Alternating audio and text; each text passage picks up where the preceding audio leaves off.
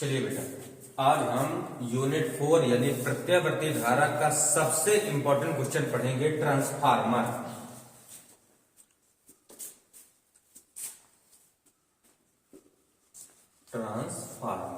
ठीक है, ये कई बार पेपर में पूछा जा चुका है। इसको अच्छे से कंप्लीट करिएगा। इसमें 3-4 क्वेश्चंस बना के पढ़ेंगे।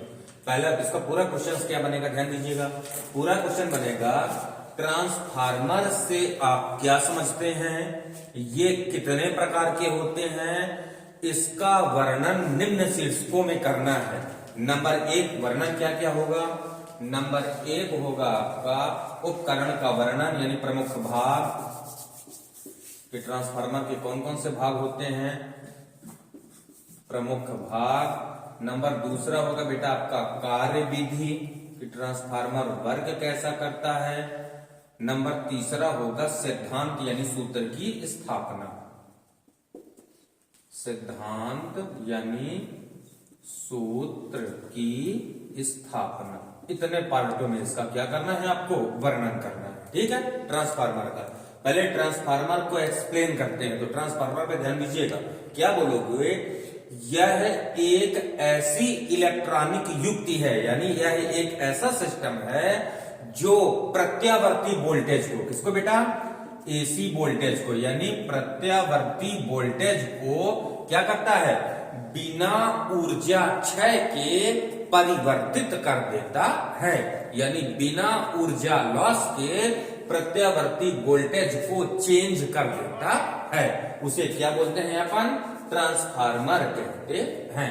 परिभाषा एक बार फिर से रिपीट करते हैं। ट्रांसफार्मर एक ऐसा सिस्टम है या कि ऐसा इलेक्ट्रॉनिक युक्ति है जो प्रत्यावर्ती वोल्टेज को बिना ऊर्जा क्षय के परिवर्तित कर देता है। परिवर्तित मतलब वोल्टेज के मान को बढ़ा भी देता है और वोल्टेज के मान को घटा भी देता है। उसे क्या बोलते हैं बेटा, ट्रांसफार्मर कहते हैं। 1 नंबर का वेरी इंपॉर्टेंट क्वेश्चन, ध्यान दीजिएगा कि ट्रांसफार्मर अन्योन प्रेरण, किसके सिद्धांत पे, अन्योन प्रेरण यानी म्यूचुअल इंडक्शन के सिद्धांत पर कार्य करता है। ये कई बार आ चुका है कि ट्रांसफार्मर किसके सिद्धांत पे कार्य करता है, तो क्या बोलना है बेटा आपको, अन्योन प्रेरण के सिद्धांत पर कार्य करता है। ये हो गया आपका ट्रांसफार्मर की परिभाषा। ट्रांसफार्मर क्या करता है, वोल्टेज के मान को बढ़ाएगा भी और घटाएगा। ठीक है, कैसे कैसे बढ़ाए घटाएगा, बिना ऊर्जा के परिवर्तन के, मतलब बिना ऊर्जा क्षय के। और ट्रांसफार्मर किसके सिद्धांत पे कार्य करेगा बेटा, अन्योन प्रेरण के सिद्धांत पे कार्य करता है। ठीक है, अब आता है ट्रांसफार्मर के प्रकार यानी काइंड्स ऑफ ट्रांसफार्मर। ठीक है, अब जानेंगे बेटा हम ट्रांसफार्मर के प्रकार।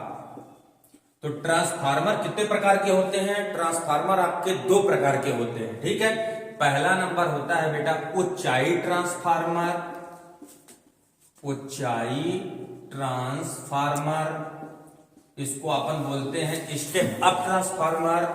दूसरा आपका होगा अपचाई ट्रांसफार्मर, इसको हम बोलते हैं स्टेप डाउन ट्रांसफार्मर। ठीक है, इनके नामे से परिभाषा छुपी है, ध्यान दीजिएगा। पहला नंबर कौन है, ऊंचाई, उच्च मतलब ऊपर, अपचाई यानी घटाना। तो क्या बोलोगे कि ऊंचाई ट्रांसफार्मर ऐसा ट्रांसफार्मर है जो वोल्टेज के मान को कम कर देता है। ध्यान दीजिएगा, वोल्टेज के मान को परिवर्तित करता है ट्रांसफार्मर। अब परिवर्तन में दोनों आएंगे, बढ़ाना भी और घटाना भी। तो जो ऊंचाई ट्रांसफार्मर है, यह ट्रांसफार्मर वोल्टेज के मान को कम कर देता है और धारा के मान को बढ़ा देता है। ठीक है, वोल्टेज और धारा में जस्ट अपोजिट होगा। जो ऊंचाई ट्रांसफार्मर है, ये वोल्टेज के मान को बढ़ा देता है और धारा के मान को कम कर देता है। किंतु जो अपचाई ट्रांसफार्मर है, ये जस्ट अपोजिट होगा बेटा, ध्यान दीजिएगा। अपचाई यानी यह ट्रांसफार्मर वोल्टेज के मान को कम कर देता है और धारा के मान को बढ़ा देता है। क्लियर रहेगा, एक बार फिर से देखिए। ट्रांसफार्मर के प्रकार, ट्रांसफार्मर मुख्यतः 2 प्रकार के होते हैं। पहला नंबर ऊंचाई ट्रांसफार्मर, दूसरा अपचाई ट्रांसफार्मर। ऊंचाई ट्रांसफार्मर प्रत्यावर्ती वोल्टेज के मान को बढ़ा देता है और धारा के मान को घटा देता है। अपचायी ट्रांसफार्मर, यह ट्रांसफार्मर प्रत्यावर्ती वोल्टेज के मान को कम कर देता है और धारा के मान को बढ़ा देता है। ये हो गया बेटा ट्रांसफार्मर किसके सिद्धांत पे कार्य किया, ट्रांसफार्मर के प्रकार। अब आते हैं आपके ट्रांसफार्मर के प्रमुख भाग। ठीक,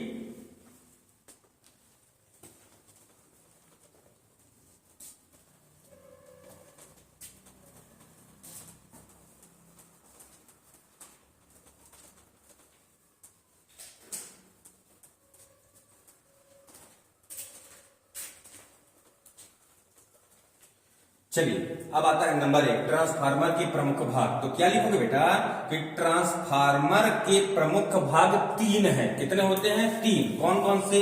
नंबर 1 होता है आपका क्रोड, नंबर 2 आपका होता है प्राथमिक कुंडली यानी प्राइमरी कॉइल, प्राथमिक कुंडली, और नंबर 3 आपका होता है बेटा द्वितीयक कुंडली यानी सेकेंडरी कॉइल, द्वितीयक कुंडली। ठीक है, ये हो गए ट्रांसफार्मर के प्रमुख भाग। ठीक है, अब ट्रांसफार्मर का सिंबल लिखते हैं, लिखेंगे ट्रांसफार्मर का नामांकित चित्र। आपको दोनों बनाना है, ऊंचाई और अपचाई। तो ऊंचाई में आप लोगों ने देखा है कि ऊंचाई ट्रांसफार्मर वोल्टेज के मान को क्या करता है? बढ़ाता है। तो पहले ऊंचाई बनाते हैं बेटा।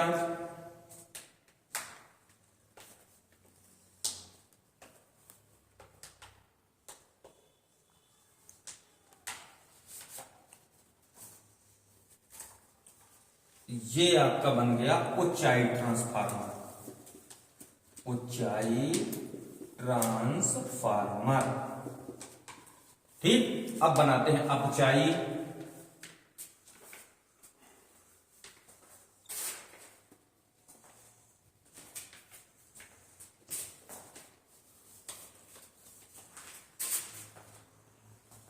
ये आपका बन गया बेटा अपचाई ट्रांसफार्मर।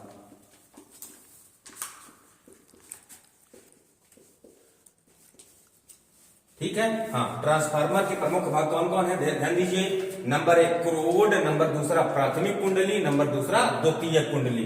क्रोड कहलाता है ये, इसको बोलते हैं अपन क्रोड। ये आपकी हो गई बेटा प्राथमिक कुंडली, ठीक है, और ये आपकी हो गई द्वितीयक कुंडली। ये आपके ट्रांसफार्मर के भाग हैं। ठीक है, इनको बनाते कैसे हैं ध्यान दीजिएगा। ये आपका अपचाई, ये आपका ऊंचाई ट्रांसफार्मर है, ये आपका अपचाई है। और ऊंचाई ट्रांसफार्मर में ध्यान दीजिएगा बेटा, ऊंचाई ट्रांसफार्मर के प्राथमिक कुंडली में फेरों की संख्या कम और द्वितीयक कुंडली में फेरों की संख्या ज्यादा होती है। किंतु जो अपचाई ट्रांसफार्मर है, इस ट्रांसफार्मर की प्राथमिक कुंडली में फेरों की संख्या ज्यादा और द्वितीयक कुंडली में फेरों की संख्या कम होती है। ठीक है, इसके प्रमुख भाग का वर्णन करते हैं, ध्यान दीजिएगा। नंबर 1 क्या है बेटा? क्रोड। तो क्रोड में क्या लिखना है कि ट्रांसफार्मर का क्रोड बनाने के लिए तांबे के, कहे कि बेटा तांबे के हम कई आयताकार या वृत्ताकार प्लेट लेते हैं, ले लेंगे। ट्रांसफार्मर का क्रोड बनाने के लिए तांबे के आयताकार या वृत्ताकार क्या लेते हैं? प्लेट लेते हैं। उनके मध्य भाग को काटकर, उनके मध्य भाग को काटकर किसकी तह देते हैं? तह मतलब सतह। किसकी तह देकर बेटा? वार्निश की। किसकी? वार्निश की तह देकर इनको बनाते हैं। कई हमने आयताकार प्लेट ले लिए तांबे की, उनके बीच के भाग को काट देते हैं, फिर एक प्लेट के ऊपर वार्निश लगाकर दूसरे प्लेट को रखते हैं, फिर उसके ऊपर वार्निश लगा के तीसरे प्लेट को रखते हैं। तो वार्निश की तह देकर जिसे बनाते हैं वो आपका क्या है बेटा? क्रोड। बना लेंगे। क्या लिखेंगे? क्रोड को बनाने के लिए आयताकार और वृत्ताकार तांबे की प्लेट लेकर उसके मध्य भाग को काटकर वार्निश की तह देकर इसे बनाते हैं। अब आता है बेटा आपका प्राथमिक कुंडली। ध्यान दीजिएगा, प्राथमिक कुंडली दोनों ट्रांसफार्मर की अलग अलग है। ठीक है, ऊंचाई वाले के प्राथमिक कुंडली में फेरों की संख्या कम होती है और अपचाई वाले में प्राथमिक कुंडली में फेरों की संख्या ज्यादा होती है।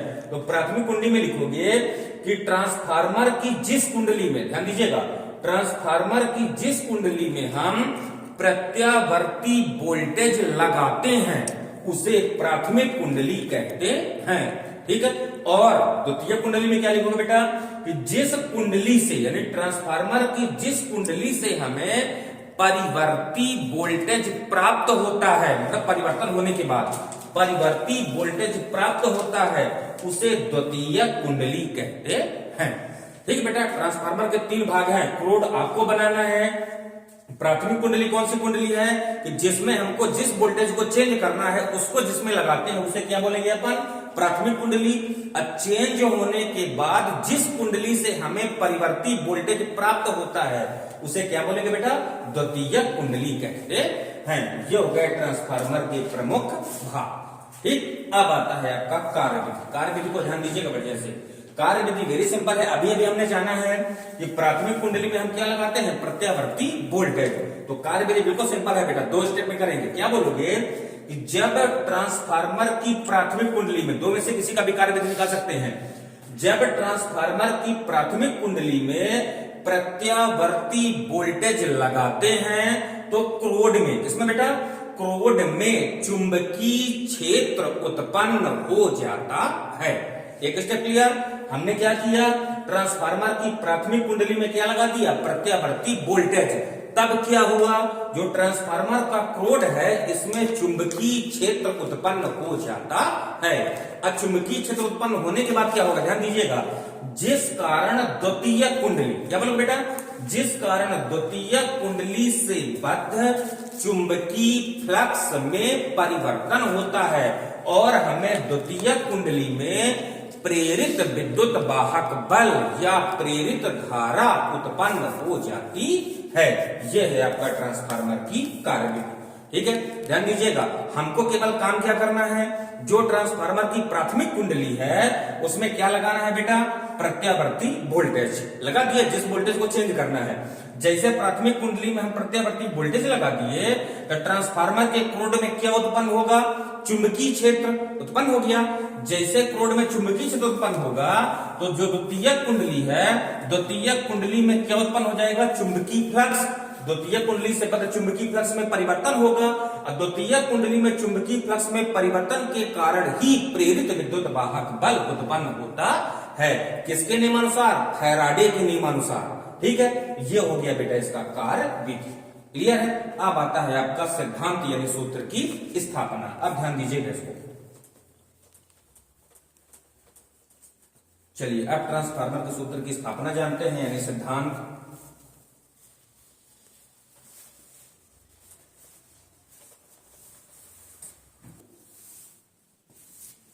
चलिए अब सूत्र की स्थापना जब जानना है, अब 3rd नंबर है बेटा आपका सूत्र की स्थापना या सिद्धांत ही बोलेंगे।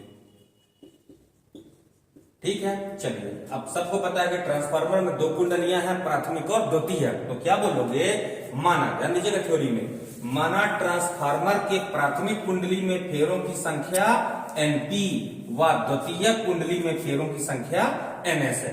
ठीक है, 2 कुंडली ले लिए हैं। ये आपका कौन सा ट्रांसफार्मर है बेटा, अपचाई है। तो प्राथमिक कुंडली में फेरों की संख्या कितनी मान लिए हो, NP। द्वितीय कुंडली में फेरों की संख्या कितनी मान लिए हो, NS। ठीक है, अब ध्यान दीजिएगा, यदि प्राथमिक कुंडली का चुंबकीय फ्लक्स, क्या मतलब बेटा, यदि प्राथमिक कुंडली का चुंबकीय फ्लक्स फाई हो तो प्राथमिक कुंडली में उत्पन्न प्रेरित विद्युत वाहक बल EP बराबर कितना होगा बेटा, फैराडे के 2-3 नियम में आप लोग सिद्ध किए हो, EP बराबर होगा -NP इंटू d∅/dt। होता है फैराडे के 2-3 नियम में। EP बराबर कितना आ गया, -NP इंटू d∅/dt। इसको मान लेते हैं बेटा अपन समीकरण नंबर 1।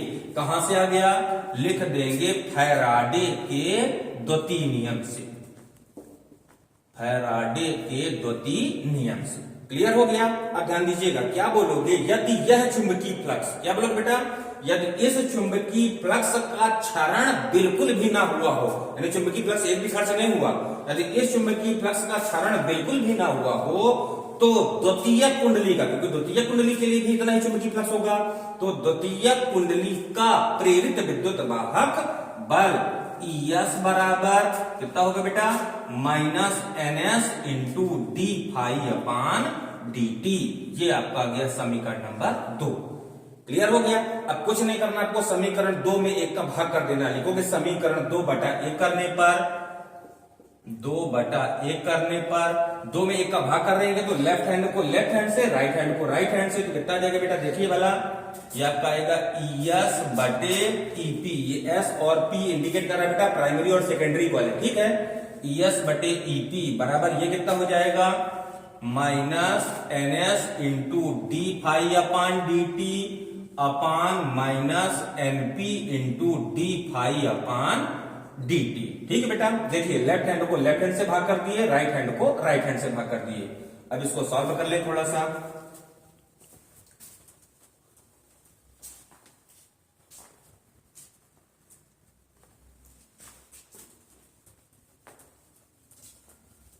चलिए यहां पे ध्यान देते हैं बेटा, यहां पे हमारा माइनस से माइनस कैंसिल हो गया, डी फाई अपान DT से D phi upon DT cancel हो गया। कितना बचा बेटा देखिए भला, ES बटे EP बराबर कितना बचा, NS बटे NP। इसको मान लेना है आपको समीकरण नंबर 3।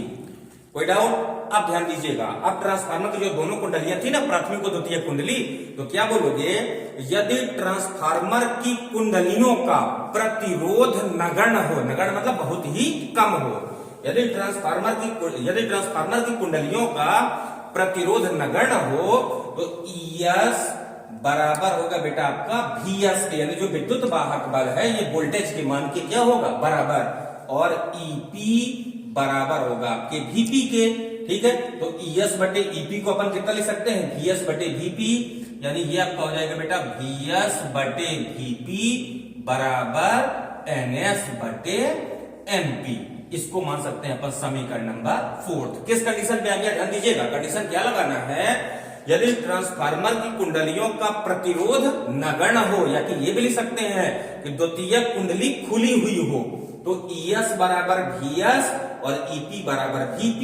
तो ES की जगह हमने VS प्लेस किया, EP की जगह VP, तो VS बटे VP बराबर कितना गया, NS बटे NP। समीकरण नंबर 4। ठीक है, अब ट्रांसफार्मर की जो कुंडलियां हैं प्राथमिक और द्वितीय, इसमें धारा को बहाना है। जैसे अपन वोल्टेज लगाएंगे तो वोल्टेज लगाने के बाद धारा भी बहेगी। ठीक है, तो क्या लिखोगे बेटा, यदि ट्रांसफार्मर की प्राथमिक कुंडली में बहने वाली धारा IP व द्वितीय कुंडली में बहने वाली धारा कितनी हो, IS हो। ठीक है, जो प्राथमिक कुंडली है उसमें बहने वाली धारा IP, द्वितीय कुंडली में बहने वाली धारा कितनी बेटा, IS। तो आपको आइडियल कंडीशन लगाना है, यानी लिखोगे आदर्श स्थिति में। कौन सी कंडीशन लगाना बेटा, आदर्श स्थिति में। आदर्श स्थिति क्या होती है इसके बारे में जानते हैं। आदर्श स्थिति कहलाती है निवेशी शक्ति बराबर निर्गत शक्ति, मतलब जितना हमने शक्ति को निवेश किया यानी input power equal output power, यानी जितनी शक्ति को हमने लगाया उतनी ही शक्ति हमने प्राप्त किया। ये आपकी कौन सी कंडीशन कहलाएगी बेटा, आदर्श स्थिति।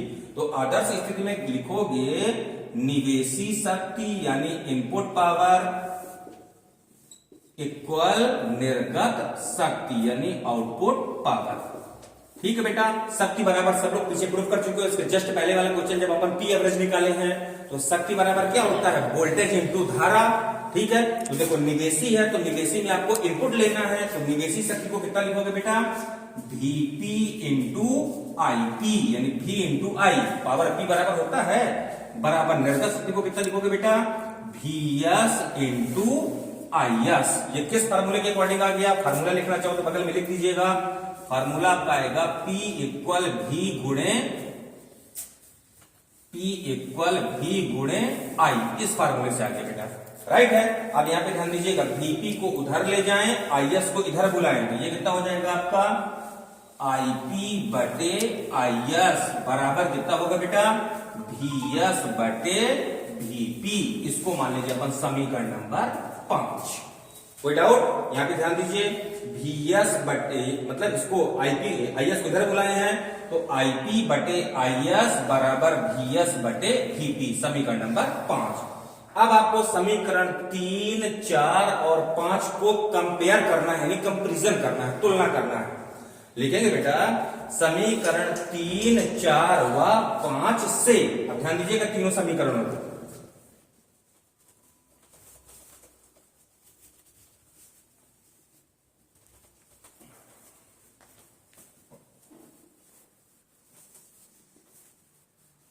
हाँ, क्या लिखेंगे बेटा? समीकरण 3, 4 व 5 से तीनों समीकरणों की तुलना करते हैं बेटा। देखिए पहले 3 में देखिए, ES बटे EP किसके बराबर है? NS बटे NP के। और NS बटे NP किसके बराबर है? VS बटे VP के। तो ये तीनों बराबर हो गए ना। इसमें आइए, VS बटे VP बराबर किसके है? IP बटे IS के। मतलब ये बराबर इसके, ये बराबर इसके और ये बराबर इसके, सबको बराबर कर देंगे। लिखेंगे समीकरण 3, 4, 5 से। पहले इसको देखिए बेटा, कितना लिखा है? ES बटे EP। तो ये लिख गया आपका ES बटे EP बराबर है, अब देखो NS बटे NP के ना, और NS बटे NP किसके बराबर है? VS बटे VP के। बराबर VS बटे VP बराबर किसके हैं दोनों? ये NS बटे NP, यानी NS बटे NP। और ये बराबर है, अब यहां पे देखिए बेटा, VS बटे VP किसके बराबर है? IP बटे IS के। तो VS बटे VP किसके बराबर कर दोगे?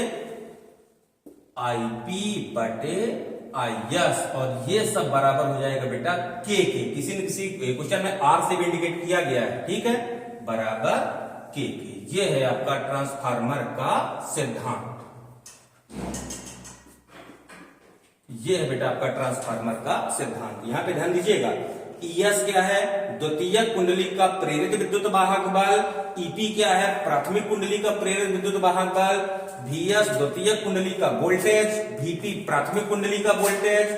NS द्वितीय कुंडली में फेरों की संख्या। NP प्राथमिक कुंडली में फेरों की संख्या। IP प्राथमिक कुंडली का करंट। IS द्वितीय कुंडली में फ्लो होने वाला करंट। और K क्या है? ध्यान दीजिएगा, लिखेंगे जहां K एक नियतांक है जिसे परिणमन अनुपात, क्या बोलते हैं K का नाम बेटा? परिणमन अनुपात। परिणमन अनुपात, ठीक है, जहां के एक नियतांक है जिसे परिणमन अनुपात कहते हैं। यदि परिणमन अनुपात का परिभाषा है तो इसको यहां से इंडिकेट करना है। K बराबर कितना आएगा? NS बटे NP। तो यहां से परिभाषा बनाएंगे, ध्यान दीजिएगा। NS क्या है? द्वितीय कुंडली में फेरों की संख्या। NP क्या है बेटा? प्राथमिक कुंडली में फेरों की संख्या। तो क्या लिखेंगे? द्वितीय कुंडली में फेरों की संख्या और प्राथमिक कुंडली में फेरों की संख्या का अनुपात परिणमन अनुपात कहलाता है। इसे K या कहीं न कहीं स्मॉल r से प्रदर्शित करते हैं। ये हो गया बेटा आपका पूरा ट्रांसफार्मर। अच्छे से कंप्लीट करिएगा, ट्रांसफार्मर परीक्षा में आएगा ही, ठीक है। और हाँ, एक चीज और, ट्रांसफार्मर का दूसरा नाम ध्यान दीजिएगा। कभी कभी ट्रांसफार्मर ना लिख के घुमाना हो तो ट्रांसफार्मर का दूसरा नाम पूछता है, तो ट्रांसफार्मर को हम परिणाम मित्र भी बोलते हैं। क्या बोलते हैं बेटा? परिणाम मित्र, ठीक है। यदि ये आ जाए कि परिणाम मित्र से आप क्या समझते हैं, इसका वर्णन इन्हीं शीर्षकों में करिए, तो परिणाम मित्र आपका क्या है? ट्रांसफार्मर है, करेक्ट। ये इसको अच्छे से कंप्लीट करिएगा।